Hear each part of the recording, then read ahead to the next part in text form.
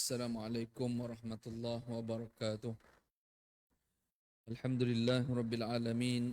Salatu wassalamu ala sayyidil mursalin imamil muttaqin wa qudwatin nasi ajma'in. Sayyidina Muhammad wa ala alihi wa sahbihi ajma'in.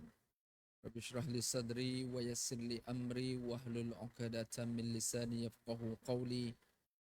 Wasaddiq lisani bihaqqi Muhammadin sallallahu alaihi wasallam. Allahumma adkhilna mudkhala sidqin wa akhrijna mukhraja sidqin waj'alna min ladunka sultanan nasira. Allahumma arinal haqqa haqqan warzuqna ittiba'ah wa arinal batila batilan warzuqna ijtinabah. Wa sallallahu ala sayyidina Muhammad wa ala alihi wa sahbihi ajma'in. Walhamdulillahi rabbil alamin. Al-Fatihah. أعوذ بالله من الشيطان الرجيم. بسم الله الرحمن الرحيم. الحمد لله رب العالمين. الرحمن الرحيم. مالك يوم الدين. إياك نعبد وإياك نستعين. اهدنا الصراط المستقيم. صراط الذين أنعمت عليهم غير المغضوب عليهم ولا الضالين.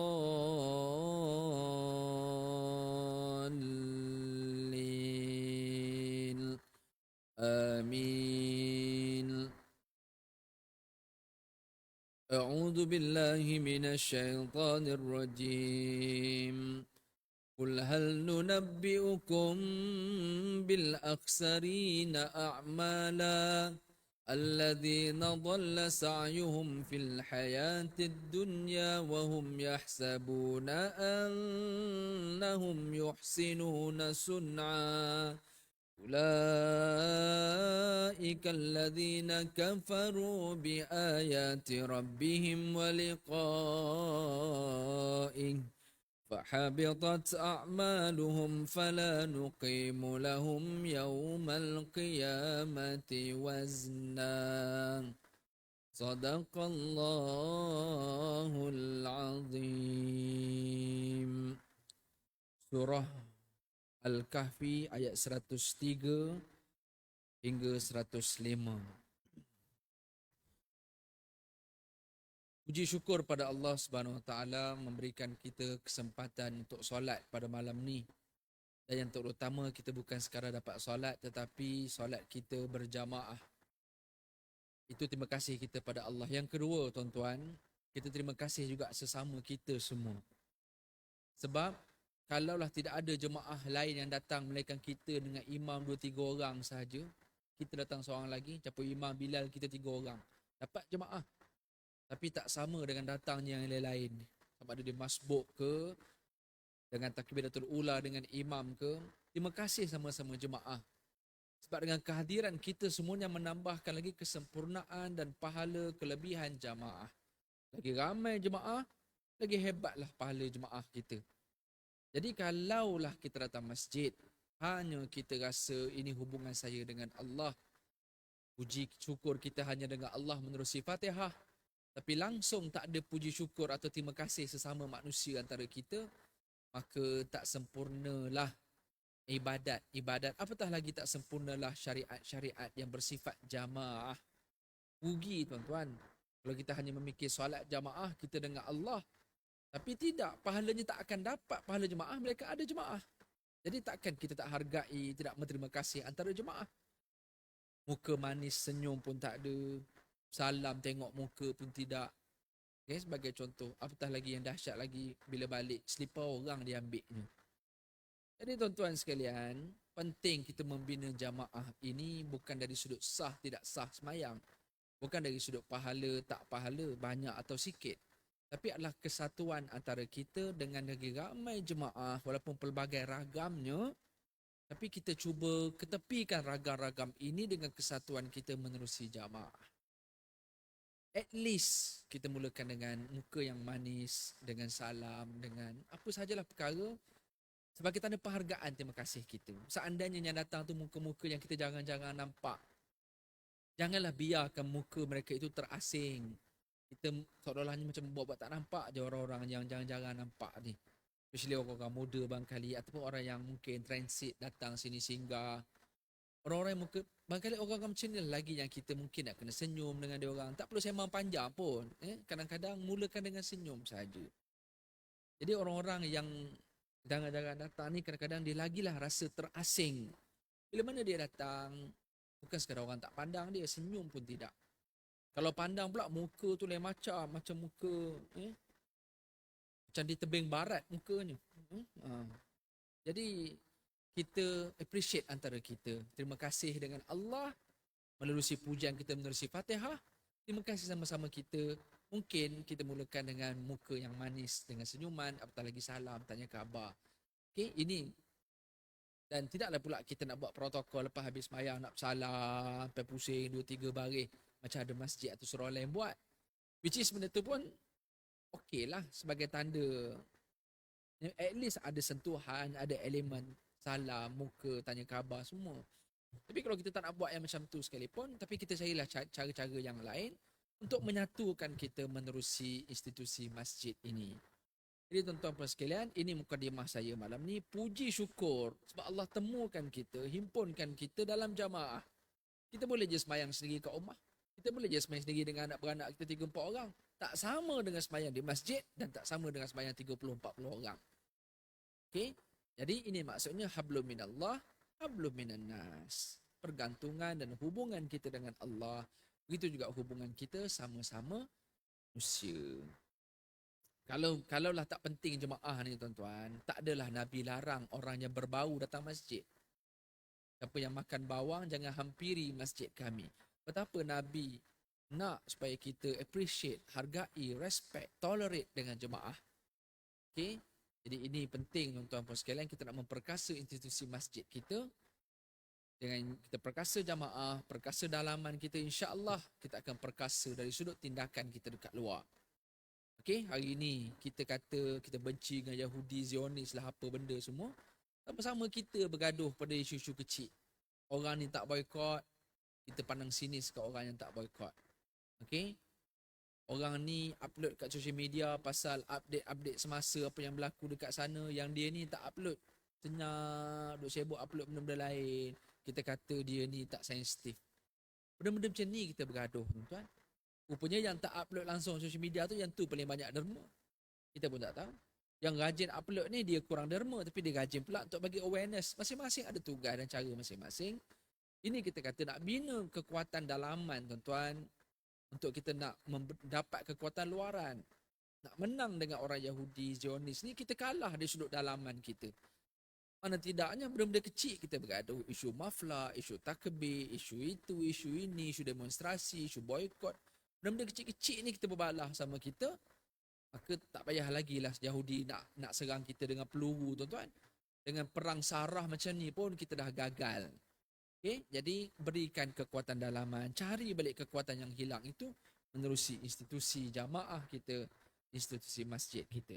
Okay, tuan-tuan sekalian, dalam setengah jam sebelum kita berhenti Isyak ni, saya nak bawa tuan-tuan 3 ayat menerusi suratul Kahfi. Surah Al-Kahfi ni penting. Surah yang mana disebut Al-Kahfi tu gua. Yang melambangkan beberapa ashabul kahfi yang dia masuk dalam gua untuk jaga akidahnya daripada rosak. Kena sembah berhala pada masa itu. Jadi nak bagi tahu dia orang jaga diri mereka dengan kena menyorok. Kita tak perlulah menyorok begitu. Cuma nak bagi tahu surah Al-Kahfi ni banyak ajar kita supaya kita letak satu benteng dalam hidup kita. Buat apa-apa kena ada benteng, kena ada fortress, kena ada satu kekuatan supaya kita ni tak mudah diganggu anasi-anasi buruk masuk dalam badan, dan kita berharap kita ini ada kawalan seolahnya macam antivirus, seolahnya macam apa vaksin dan sebagainya, boleh kawal diri kita. Ini penting, kepentingan suratul Kahfi. Okey, jangan fikir nak kawal daripada serangan Dajjal tu jelah tu satu hal lagi yang disebut dalam hadis Nabi, boleh selamat daripada serangan ataupun fitnah Dajjal. Siapa yang menghafaz atau membaca awal atau 10 ayat suratul Kahfi, dia akan dijaga, diselamatkan daripada fitnah Dajjal. Tuan-tuan, Dajjal akhir zaman tu satu cerita lain yang mungkin kita tak sempat jumpa lah kot. Cuma ni cabaran-cabaran, ujian kita sepanjang umur kita ni, Al-Kahfi akan bantu kita. Menerusi 3 ayat dalam muka surat yang terakhir, Suratul Kahfi sebelah kiri tengah-tengah, ayat 103 ke 105. Ayat ini saya nak tegaskan untuk kita ulang kaji sama-sama, khusus bagi kita yang dah jadi orang baik ni. Okay, khusus bagi kita yang telah beramal dekat dunia ni. Ayat ni tidak dikhususkan kepada orang dekat kelab malam. Ayat ni dikhususkan kepada orang yang sudah beramal, yang dia rasa dia dah buat baik. Okey, jadi ni peringatan untuk saya dan kepada kita semua. Ayat 103 Allah bagi tahu, auzubillahi minasyaitanir rajim. Qul hal nunabbiukum bil aksarina a'mala wa Muhammad. Maukah aku kabarkan kepada kamu orang-orang yang rugi amal-amalnya? Alladzina dhalla sa'yuhum fil hayatid dunya wa hum yahsabuna annahum yuhsinuna sun'a. Ayat 104 Allah bagi tahu. Iaitu mereka-mereka yang rugi ni siapa? Iaitu mereka-mereka yang telah dhalla sa'yuhum, telah sia-sia apa yang diusahakan, apa yang dibuat kat dunia ni, sia-sia.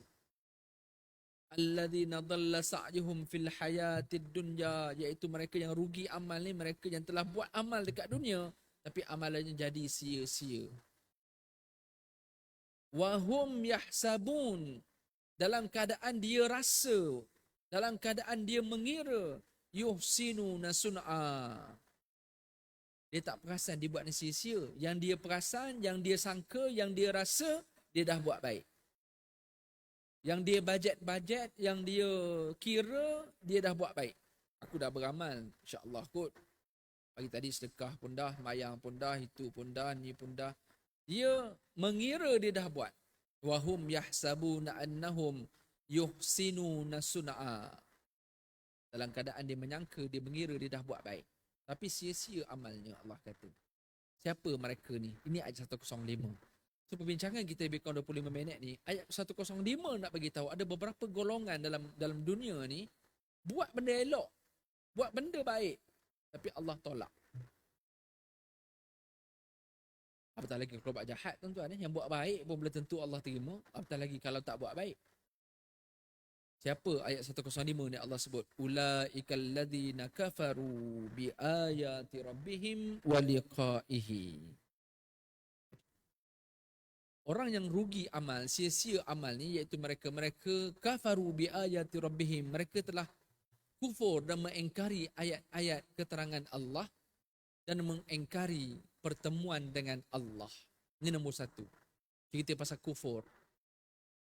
Kufur ni, tuan-tuan, ada 2 jenis kufur. Satu kufur yang betul-betul kufur, tak beriman kepada Allah dan Rasul, tolak Quran, hadis, semua tolak. Apa ni? Orang kafir lah. Ataupun konteks hari ni dia tak nak dipanggil kafir, non-Muslim lah kita kata. Suka hati dia lah, dia tak nak orang panggil dia kafir. Tak apalah, biarkan dia lega. Dia pun stres juga, tentang banyak benda dia stres. Kita tambah pula dengan perkataan kafir, lagi dia stres. Jadi suka hati dia lah, dia tak nak dia digelar kafir sekalipun, dia nak panggil bahasa lain, panggil lah. Tapi Allah panggil mereka tetap kafir. Ulaikal ladzina kafaru. Okay. Orang yang kafir ni, tuan-tuan, buat baik macam mana pun Allah terima, Allah tak terima. Okay. Inna dina indallahil Islam. Sesungguhnya agama yang Allah terima di sisi Allah hanya agama Islam sahaja. Jadi selagi dia non-Muslim, selagi dia beriman, beramal dengan agama lain, maka kita tak kata agama lain semua jahat, tak. Ada orang yang agama lain baik. Kalau isu Palestin, tuan-tuan, kalau tengok demonstrasi solidariti Palestin, human right, humanitarian, being human, orang putih lagi dahsyat, tuan. Okay. Kalau cerita pasal boykot, luar negara punya boykot lagi lain macam. Nak cerita pasal sedekah, Bak Saleh punya sedekah lagi banyak, tuan. Bill Gates, pengasas Microsoft tu, juta sedekah hanya ke Afrika untuk projek air bersih. Kita pun juta juga kan. Rupiah. Ya, juta. Kalau fikir buat baik, semua orang ada cara buat baik. Orang Islam ada caranya. Orang bukan Islam baik, ada yang baik. Tak kira lah kalau dalam negara kita masyarakat majmuk ni ramai aja. Sama ada di India ke, China ke, Kristian ke. Ada yang baik-baik. Okay, tuan-tuan sekalian, ini akidah kita. Allah bagi tahu kepada kita, kalau engkau tidak beriman kepada Allah, buat baik macam mana pun Allah tidak terima. Wa'budullah wa la tusyriku bihi syai'a. Allah sebut dalam ayat 36 surah An-Nisa. Penguat kepada ayat yang kita bincang ni. Buat amal baik macam mana pun, Allah kata dhalla sa'yuhum, sia-sia amal perbuatan yang baik-baik kat dunia ni. Walaupun orang clarify ataupun orang declare benda tu adalah benda baik, tapi Allah kata orang yang kufur kepada Allah, kufur kepada ayat keterangan Allah, tak nak beriman kepada Allah dan Nabi Muhammad, tak nak beriman kepada kitab yang diturunkan, ini yang betul-betul kafir, yang dipanggil kafara jihara, betul-betul orang non-Muslim, baik macam mana pun Allah tak terima. Okay? Jadi kalau nak lebih jelas lagi, kalau tidak Nabi SAW tak menangislah saat kematian Abu Talib, pakcik Nabi. Okay? Abu Talib yang menjaga Nabi seawal usia 8 tahun setelah kematian Abdul Muttalib, datuk Nabi meninggal. Tak ada dah. Ayah meninggal awal lagi. Nabi dalam perut mak baru 2 bulan. Nabi lahir-lahir, orang lain jaga, Suhaibah Salamiah jaga, Halimatul Sa'diyah jaga. Umur 6-7 tahun barulah Aminah jaga. Tak sampai 2 tahun, umur 7 tahun, Aminah pula meninggal. Datuk Nabi jaga sampai umur 8 tahun. Daripada umur 8 tahun sampailah umur Nabi lebih kurang 50-51 tahun. Lama tuan-tuan. Abu Talib yang jaga Nabi. Abu Talib meninggal. Nabi punya sedih. Sehingga ada riwayat bagi tahu, walaupun ulama khilaf, ada yang kata penghujung usia Abu Talib masuk Islam, tapi boleh kata masyhur dan majoriti sebut dia tidak Islam. Sehingga Allah turunkan ayat innaka la tahdi man ahbabta walakin Allah yahdi man yasha. Wahai Muhammad, kau tidak akan boleh beri hidayah kepada siapa yang kau sayang, tapi Allah lah beri hidayah kepada siapa yang dikehendakinya. Tuan-tuan yang dirahmati Allah, baik macam mana sekalipun, kalau tidak beriman kepada Allah atau walau apa jua sebab, okay, maka dia tidak akan diterima. Ayat 36 surah An-Nisa menguatkan lagi Allah suruh dalam pelbagai kebaikan yang kita kena buat dalam dunia ni. Ayat 36.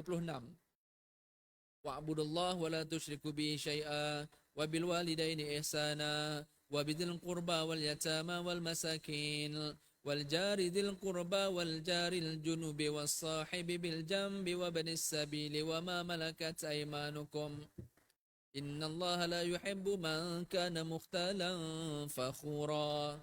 Allah sebut ayat 36 surah An-Nisa, sembah Allah, jangan syirik kepada Allah. Ini Islam dulu, sembah Allah betul-betul dan jangan syirik. Apatah lagi jangan kafir, syirik pun tak boleh. Nombor 2, buat baik dengan mak ayah. Ketiga, buat baik dengan kaum kerabat. Keempat, buat baik dengan anak yatim. Kelima, buat baik dengan orang miskin. Keenam, buat baik dengan jiran yang dekat. Ketujuh, jiran yang jauh. Kelapan, rakan-rakan sejawatan. Kesembilan, orang-orang di pemusafiran. Yang ke-10, hamba yang dimiliki. Semua ni benda baik, tuan-tuan. Tapi Allah mula dengan nombor 1, sembah Allah dulu. Buat baiklah macam mana dengan anak yatim pun, dengan Allah fail dulu. Okay. Awwalu ma yuhasabu yaumal qiyamati as-salah. Perkara pertama yang Allah nak check, yang Allah nak nilai kita ke akhirat, yang Allah akan hitung dan hisap, iaitu as-salah. Maksudnya kalau kafir, tak sembahyang, tak ada. Buatlah baik macam mana pun, problem lah. Yang Muslim sekalipun baik macam mana pun, kalau solatnya fail, susahlah pula yang lain-lain. Banyak lagi tapisannya. Tuan-tuan yang dirahmati Allah, ini kafara jihara. Jadi dah alang-alang kita dah bincang pasal isu non-Muslim. Kita bukan nak keruhkan keadaan, cuma kita faham ramai orang bukan Islam yang baik. Bila kita tahu konteks ini, Allah kesiannya baik tapi tak dapat apa-apa kebaikan dia. Kadang-kadang baiknya mengalahkan daripada orang Islam lagi baik dia. Mungkin tuan-tuan ada bayang kawan-kawan, mungkin jiran, siapa-siapa. Tuan-tuan dengan kesempatan yang ada ini, dengan kebaikan tuan-tuan duduk dalam masjid pula, tuan-tuan pula berlepas mayam, zikir, wirid lagi, tak ada berdosa lagi dalam masjid, tuan-tuan tolong doa. Dalam doa tuan-tuan, ya Allah, aku kenal seorang ni kawan pejabat aku baik dia, kerja elok, tak pernah menipu, mengelat, apa semua tak ada, mengular tak ada, baik, hormat. Setiap kali buka bulan puasa dia hormat orang puasa, setiap kali raya dia bagi hadiah, anak-anak aku pun dapat hadiah setiap kali birthday. Ni jiran aku ni, ya Allah, baiknya, sapu sampah depan rumah aku dia sapu sekali. Nak tegur-tegur sangat, dia tu seksi sangat pula.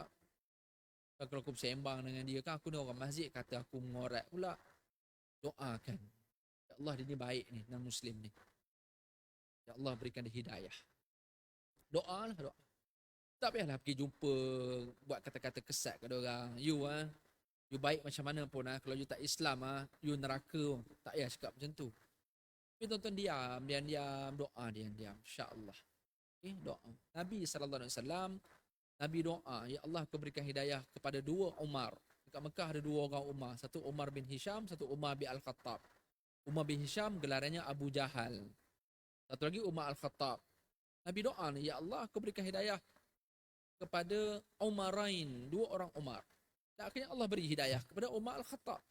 Masuk Islam dia. Yang antara orang-orang terawal juga masuk Islam. Umar bin Hisham yang tu tak masuklah, Abu Jahal. Dan dia mati ketika perang Badar. Tuan-tuan sekalian, kafara jihara, kita hari ini kita kenal ramai orang baik-baik. Okey? Dalam isu Yahudi, dalam isu Palestin sekali pun ada Yahudi yang tak sokong Zionis. Baiklah dia, kita kata. Tapi baik tu taklah kita boleh percaya pula. Okay? Sebab Yahudi zaman Nabi pun ramai yang buat baik. Yang baik betul ada, dia masuk Islam. Itu caranya. Kalau betul dia baik, dia masuk Islam. Ada Yahudi ketika hijrah Nabi SAW daripada Mekah nak sampai ke Madinah, dia ni baca kitab Taurat. Maknanya dia orang Yahudi yang betul-betul berpegang dengan kitab Taurat. Dia tahu Nabi akhir zaman macam mana punya cerita, kenal dia macam mana. Dia tahu dah akhirnya dah declare, dah tahu berita dekat Mekah dah ada Nabi yang terakhir ni. Bila dia dapat tahu yang Nabi terakhir ni akan datang ke Madinah dalam peristiwa hijrah, dia punya excitement, keterujaan dia sampai panjat pokok nak tunggu, nak tengok daripada jauh. Abdullah bin Salam nama dia. Lepas dia masuk Islam namanya Abdullah bin Salam. Abdullah bin Ubay Islam tapi munafik, tu ketua munafik Abdullah bin Ubay. Seorang lagi Abdullah bin Salam namanya. Yahudi. Kalau dia betul baik dia masuk Islam. Okay? Seandainya kita nampak dalam isu Palestin, isu-isu yang sedang bergolak ni ada Yahudi yang baik-baik lah. Yahudi yang bukan Kristian yang Europe ni. Itu ramai lah Kristian Europe apa semua tu. Yang buat demonstrasi lah, yang duk tengah speech apa, Presiden Amerika tengah bagi speech, dia boleh menjerit. Ada budak remaja, dia boleh menjerit depan Biden tu. Berani dia lantang dalam isu Palestin ni. Dia Kristian, dia bukan Yahudi. Kristian tak sokong Zionis, tu satu hal. Yahudi tak sokong Zionis pun satu hal. Sebab Zionis tu bukan Yahudi saja, ada Kristian Yahudi, ada Kristian Zionis, ada Yahudi Zionis, ada Arab Zionis, ada macam-macam. Dalam Zionis ni gerakan politik. Tuan-tuan, seandainya adalah Yahudi Zionis, ada Yahudi-Yahudi contoh yang rabai-rabai ni, yang warak-warak tu, dipanggil golongan dati. Yahudi ni banyak, Yahudi Haredi, dati, Masorti, dia ada macam-macam jenis Yahudi. Ada Yahudi scholar jenis pakai tie, pakai coat yang macam orang biasa ni, Yahudi juga ada. Nampak macam orang normal, tapi kita tengok balik, oh dia Yahudi. Yang kita dah nampak yang betul-betul clear Yahudi sama ada yang pakai kopiah kecil tu ataupun yang jenis dati yang pakai topi hitam, saibah bergulung-gulung tu. Itu golongan warak yang ortodoks. Kalau dia punya dia ada ultra ortodoks tapi dia tak warak, ada juga. Tak kisahlah. Kalau nampak yang baik-baik sekali tu tuan-tuan, tuan doalah dah masuk Islam. Gitu. Okey. Tapi kena hati-hati juga macam mana sekalipun selagi dia Yahudi, kita kena hati-hati. Sebab walan tarda ankal yahudu walan nasara hatta tattabi'a millatahum. Yahudi dan Nasrani sesekali tidak akan reda kepada kamu sehinggalah kamu mengikut agama dan cara hidup mereka. Mungkin Yahudi yang baik-baik yang kita kata tu memang dia tak sokong Zionism atau tak sokong genocide, pembunuhan beramai-ramai, cara kejam, orang dah mati digeleknya dengan dia punya kenderaan berat semua tu, yang dah mati pun dia sepak-sepak, budak tembak hospital, bom apa semua tuan-tuan. Memang dia tak sokong kekejaman cara ganas tu, tapi adakah mereka tak buat cara lembut? Ini soalannya.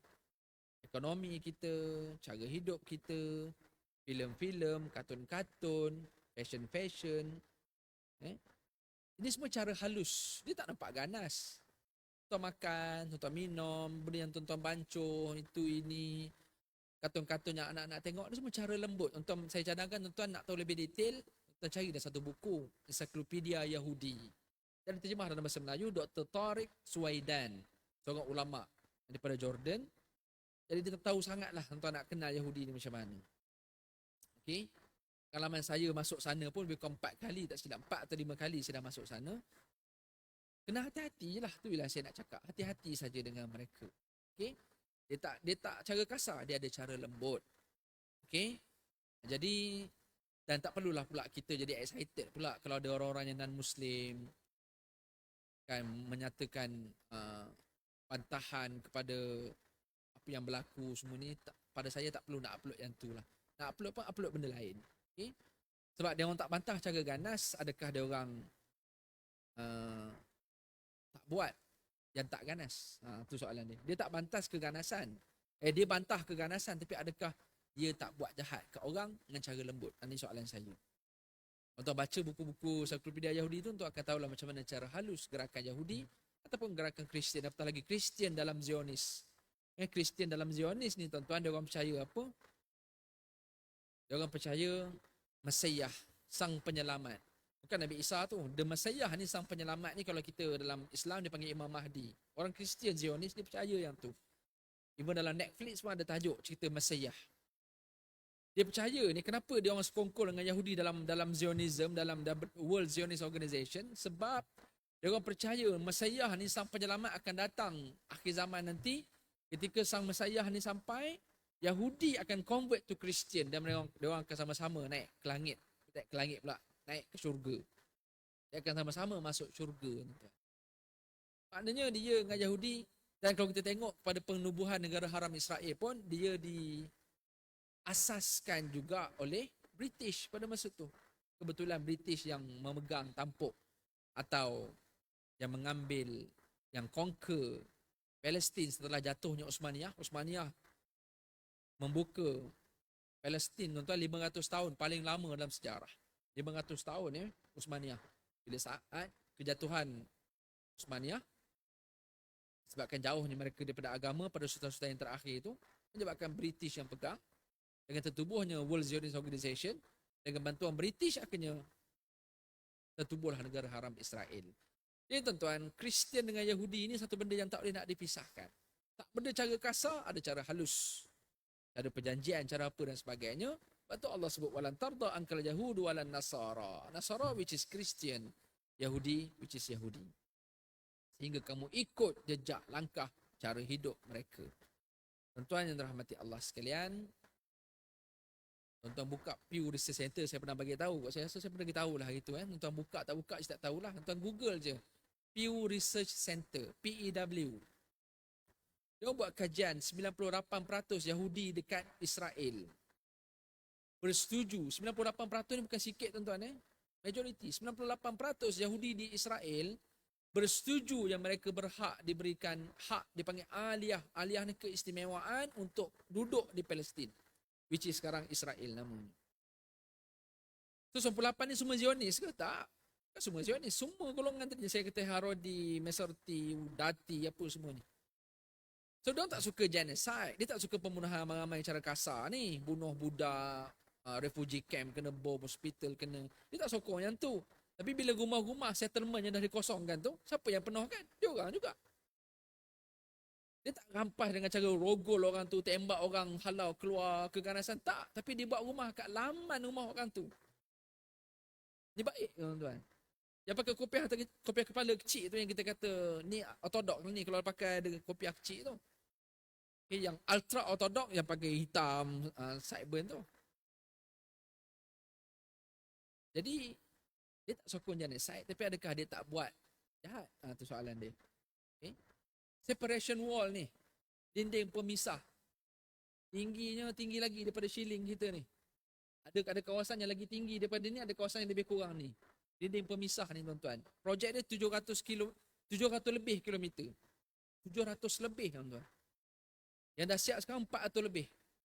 Bukan sini ke Kelantan, tuan-tuan bayang sepanjang jalan Bentong, Karak, Raup, Kuala Lipis, Gua Musang, sepanjang jalan tuan-tuan dinding setinggi ni untuk memisahkan antara penduduk asal orang Arab Palestin dengan pendatang haram Yahudi. Nak pisah.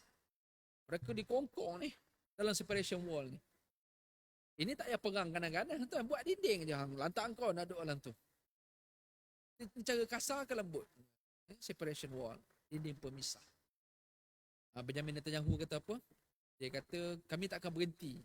Kami tak akan ceasefire, kami tak akan berhenti perang melainkan 3 benda ni kami dapat. Pertama, Hamas tak ada langsung. Okay? Yang kedua, dia nak bina separation wall macam mana dia bina dekat West Bank, kat tebing barat ni. Jerusalem, Bethlehem sampailah Hebron tu. Okay? Dia nak bina kat Gaza pula tuan. Gaza ni dia besar Melaka je, lebih kurang dalam 400 meter persegi je, lebih kurang Melaka. Melaka tak silap saya 410 ke 409 kilometer persegi. Gaza lebih kurang tu, Melaka dia macam bulat lah. Gaza dia memanjang. Dia nak bina separation wall tuan kat Gaza. Dia kata, pertama dia nak Hamas tak ada. Hancur.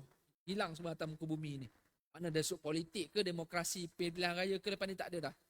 Biar PLO je saja ada. Hamas dia tak nak. Yang kedua, dia nak bina separation wall. Yang ketiga, bila dia dah bina dinding, dia nak start control lah.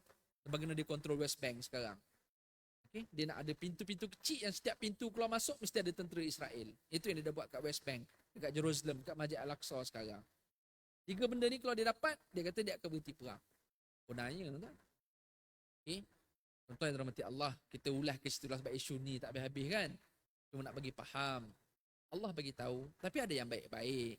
Walaupun dia orang baik, betul kita doakan, ya Allah, ni yang ramai-ramai demonstrasi kat Eropah, kat mana sebenarnya, ya Allah, aku berikan hidayah pada mereka, supaya mereka masuk Islam. Ada tak tuan dengar berita ada yang non-Muslim masuk Islam dengan isu Palestin ni? Cuba tuan-tuan Google, tuan jumpa. Banyak. Yang non-Muslim akhirnya bila tengok apa yang berlaku kat Palestin, rupanya dengan beribu orang Palestin mati, Allah ganti ramai orang yang bukan Islam akhirnya convert to Islam. Lepas mereka mengkaji, menghayati betul-betul isu ni, faham sejarah betul, nak akses maklumat senang. Sekarang ni, akhirnya mereka tertarik dengan Islam. Sebagaimana yang berlaku dekat Christchurch bila mana gereja masjid dekat New Zealand tu kena tembak tengah nak sembahyang Jumaat, tuan-tuan kan. Islam tak balas dengan keganasan. Kalau fikir nak balas dendam, boleh je. Tapi tak. Sebab ramai orang akhirnya minat, tertarik, tengok semayang ni apa benda, rajin. Dan ramai nak masuk Islam. Okay. Di UK, ramai sekarang ni yang convert to Islam. US. Cuma yang banyak sekarang ni Islamofobia tuan di Sweden. Sweden paling banyak Islamofobia. Walaupun negara dia kita kata macam negara dia aman, tenang, tengok IKEA macam best ni tuan-tuan Volvo, kereta, Continental, Scania, bus, lori yang besar-besar, H&M, fashion bagus, Electrolux. Ni semua Intel punya produk daripada Sweden. Tapi Islamofobia paling tinggi sekarang tuan dekat Sweden. Pengalaman saya masuk Sweden tuan-tuan, dia tahu kita Muslim, dia tanya, why you are here? Kenapa kau datang sini? Saya nak fikir macam dia humble, why you are here tu sebab macam tak ada apa-apa Sweden. Saya ingat yang tu. Rupanya dia tak suka, dia tak welcoming orang datang. Ni golongan Viking ni tuan-tuan, dia tak welcoming orang. Dan Islamofobia, tuan boleh tengok yang Barca Quran dah beberapa kali berlaku kat Sweden. Dekat Stockholm tu beberapa kali, kat ibu negara dia. Bakar Quran yang latest tuan, bakar masjid yang main-main. Islamofobia sekarang dekat Sweden. Masuk di Malaysia pun kuat juga Islamofobia tuan. Kita harap majlis raja-raja dan juga ketua-ketua negara kita agresif lah dalam bab ni untuk nak turunkan statistik Islamofobia dalam negara. Khususnya bagi faham pada ahli parlimen. Pada saya benda ni sangat-sangat penting tuan-tuan ni. Politik is politik, tapi bab akidah Islam, kita negara yang Islam adalah agama rasmi negara, so kena bagi pemahaman ni supaya orang jangan salah faham pasal ini. Even isu Palestin ni pun, surat khabar tempatan kita NST tuan. New Straits Times ni surat khabar English version. Di bawah kumpulan media prima agak tuan. Okey, maknanya kaitan dengan government jugalah. NST dah banyak kali ditegur. Yang latest ni baru akhirnya dia ubah dia punya wording dalam dia punya report tentang isu Palestin. Hamas dia still combine dengan pakatan teroris. Hamas dia combine dengan pakatan militan. Tuan-tuan boleh tengok balik yang latest dan yang paling terbaru dia baru dia dah edit balik benda tu. So ini maksud benda-benda yang orang tak faham yang government dah berlawanan dengan polisi government tentang isu Palestin. Jadi Islamofobia dalam negara pun belum selesai. Jadi tinggal lagi kita nak buat apa? Kita dah kena tunjuk Islam kita murni, sejahtera, kita nak welcoming orang, kita tolerate, moderate.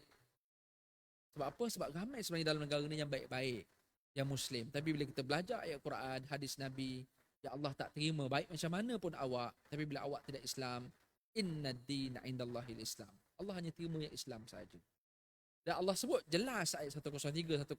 Dhalla sa'yuhum fil hayatid dunya. Buatlah baik macam mana pun, tapi sia-sia. Sebab apa? Ulaikal ladzina kafaru bi ayati rabbihim wa liqa'ihi. sebab dia mengingkari ayat Allah, tak nak beriman. Jadi tuan-tuan apa nak buat? Selain daripada kita tunjuk yang kita ni umat Muslim yang baik, tunjuk akhlak yang baik, akhirnya orang tertarik. Yang kedua, doakan. Orang yang bukan Islam yang baik-baik ni mereka masuk Islam. Doa tuan, doalah senjata kita. Tak perlu nak provoke non-Muslim, tak perlu besarkan isu kafir, tak kafir non-Muslim. Tak perlu besarkan, tunjuk akhlak kita, Muslim yang baik dan doa. InsyaAllah, ni benda hebat yang kita boleh buat supaya kita nak promote orang-orang yang non-Muslim yang baik-baik ni, supaya mereka akhirnya baik, mereka berbaloi dan diterima kebaikan mereka sebagai pahala di sisi Allah bila mana mereka masuk Islam. Dan kita berharap apa saja perkara yang kita nampak memberi fitnah kepada Islam, perkara itu jadi besar, kita doa dengan perkara ni rupanya sedang mempromosi Islam. Akhirnya ramai non-Muslim convert. Mereka akhirnya tertarik dengan Islam, dengan keindahan Islam. Walaupun orang Islam itu banyak problem, tapi dia tertarik dengan Islam tu. Ini kafir yang jelas-jelas kafir, tuan-tuan, buat baik macam pun Allah tak terima. Yang kedua, tuan-tuan, yang ada kaitan dengan kita. Kita tidak kafir, kita Muslim. Tapi kita boleh menjadi kufur? Boleh. Even kalau tak murtad sekalipun, kita boleh jadi kufur. Ini dipanggil bukan kafara jihara. Ini dipanggil kufur ni'mat. Allah bagi ni'mat Islam, ni'mat iman, bagi ni'mat jadi orang dapat pahala. Tapi dia memilih untuk dosa. Kafir macam ni dia tidak murtad. Iaitu orang-orang yang dibuat amalan-amalan bukan kerana Allah. Dia panggil syirik. Ini nombor satu, syirik. Syirik ni macam-macam cara lah. Kalau yang paling mudah nak faham, tangkal-tangkal yang kita percaya lah. Nabi sebut, man wakala tamimah, siapa yang gantung tangkal, yang pakai azimat-azimat, faqad kafara. Ini ayat Nabi ni. Faqad kafara bima unzila ala Muhammad. Siapa yang pakai tangkal, pakai benda-benda azimat-azimat, percaya benda-benda ni, maka kata Nabi, dia telah mengingkari, dia telah kufur terhadap apa yang diturunkan kepada Muhammad. Jadi, ini ada kaitan dengan kita lah. Siapa yang percaya tangkal, percaya barang-barang pusaka yang kena jaga, yang disertakan dengan penjaganya, berserta dengan sakanya. Barang pusaka satu hal, berserta sakanya untuk menjaga keluarganya. Ini masalah yang turun-temurun. Dan saya highlight isu ni, tuan-tuan, walaupun kita berada zaman moden, lagi moden kita, tuan-tuan, lagi banyak benda-benda macam ni yang masih berlegar. Di TikTok, tuan-tuan, kita boleh buka TikTok, orang boleh jual live ni benda-benda azimat ni. Dia punya komen, dia punya view, ya Allah, ribu, tuan. Aku ceramah TikTok 3 orang tengok. Segala bahasa, cakap bahasa Arab, cakap bahasa Inggeris, cakap bahasa Melayu, cakap 3-4 orang tengok. Dia sekala dapatlah misai sikit. Macam gitulah, topi, dapatlah gift-gift sikit gitu, tuan. Yang duk buat live, cari hantu, jual benda-benda azimat, tangkal-tangkal, apa benda buat magic-magic, tuan. Saya boleh buat, cuma kita ustaz takkan nak buat. Kena tarik tauliah pula. Saya boleh nak menipu orang buat cari hantu ke Termasara, banyak hantu. Saya buat live dengan kat Taman Rimba Riang tu banyak, kalau nak tunjuk, panggil 2-3 orang pelakon jadi. Tuan nak kalau kita dapat gift tu, kita bagi sama rata lah. Banyak tau, ribu tengok. Dan follower ramai, dia suka benda-benda ni. Jual azimat-azimat ni. Dan orang yang dalam tempat semua tahu ni, ada tak barang ni, ada tak barang ni. Kita pun tak pernah dengar barang tu. Ada tak taring ni, ada tak benda ni. Saya lupa dah sama apa akaun. Ada orang forward kat saya tu lah. Kan, jual batu tertentu, besi tertentu, macam-macam minyak tertentu. Allah, hebat tuan-tuan. Islam ni. Yang jual Islam, macam-macam. Na'udzubillah. Ini juga boleh tergolong dalam golongan syirik. Bila syirik ni, faqad kafara bima unzila ala Muhammad. Jadi siapa yang buat benda syirik, percaya benda syirik, tuan-tuan, dia beramal, okey. Tapi Allah tak terima amal. Pergi tilik nasib. Man ata kahinan, siapa yang pergi jumpa tukang tilik. Siapa yang percaya tak jumpa lah, subscribe horoskop sudah. Guna handphone je, tak jumpa bomoh lah, handphone tu jadi bomoh dia. Subscribe horoskop, bangun pagi keluar notification, awak kena pakai baju warna sekian-sekian, awak hari ni kehidupan awak begini-begini. Oh, dia baca habis-habis, setiap hari baca dia punya tilik nasib. Horoskop. Tak payah beli surat khabar, dulu kena cari kat surat khabar. Surat berapa tah? Kalau tuan-tuan tahu tu, tuan pernah baca lah tu. Dia beli surat khabar memang untuk tengok, untuk selak muka surat tu. Sekarang tak payah, subscribe je. Install je apps. Ramai orang masih percaya benda macam ni. Kata Nabi, siapa yang percaya benda-benda tilik-tilik macam ni semua, Kata Nabi, fasaddiquhu bima yaqul, dia membenarkan apa yang diperkatakan, lam tuqbal salatahu arba'ina yauman, tidak diterima solatnya 40 hari. Semayang beramal, tapi dalla sa'yuhum, sia-sia amalnya, tidak diterima. Jadi tuan-tuan, kesimpulannya ayat 105, hujung ayat Allah bagi tahu siapa yang kafara, sama ada kafir yang betul-betul kafir, ataupun yang kufur nikmat yang diberamal Islam tapi dok buat benda yang tak elok, syirik, tangkal, azimat, sihir, ilmu hitam, masih percaya jumpa benda pelik-pelik, masih percaya pusaka, barang-barang saka-saka, benda-benda ni semua ni, fahabitat a'maluhum, gugurlah amal-amal yang dia orang buat kat dunia ni. Fala nuqimu lahum yaumal qiyamati wazna, maka di akhirat nanti tak ada satu pun yang Allah akan wazan, tak ada satu pun yang Allah akan hitung, yang Allah akan nilai. Sadaqallahul azim. Itulah 3 ayat suratul Kahfi sebagai peringatan kepada kita pada hari ini. Kesimpulannya tuan-tuan, kita dah jadi orang Islam, beramal, pastikan amal kita betul-betul solid. Solid betul-betul yang tidak digugurkan amal. Yang kedua, kita kenal orang yang bukan Islam, yang baik-baik. Tak kira di luar negara ke dalam negara ke, tolong tunjukkan akhlak yang baik sebagai seorang Muslim supaya mereka mendapat jalan yang mudah untuk lebih mengenali Islam. Yang kedua, tolong doakan mereka yang baik-baik ni supaya berbaloi kebaikan yang mereka buat, menambah lagi kekuatan Islam. Kalau mereka jadi orang baik dan mereka Islam pula, maka Islam akan makin kuat dengan ramainya orang-orang yang berakhlak ni. InsyaAllah, mudah-mudahan tuan-tuan, kita harap gabungan antara yang betul-betul dah Islam di Kota Damansara dan non-Muslim atau yang not yet Muslim ini di Kota Damansara, kita harap insya-Allah dapat disatukan dengan Masjid Kota Damansara sebagai pusat penyatuan, buang segala perkara yang kita kata bergaduh, berbalah peringkat dalaman sama-sama kita. Maka dengan itu insya-Allah kita akan jadi kuat luar dan dalam insya-Allah. Nak beramal pun jadi bertambah khusyuk, beramal pun jadi puas hati bila beramal insya-Allah. Aku qauli hadza wa astaghfirullah. Itu saja untuk malam ni, minta maaf salah silap. Wassalamualaikum warahmatullahi wabarakatuh.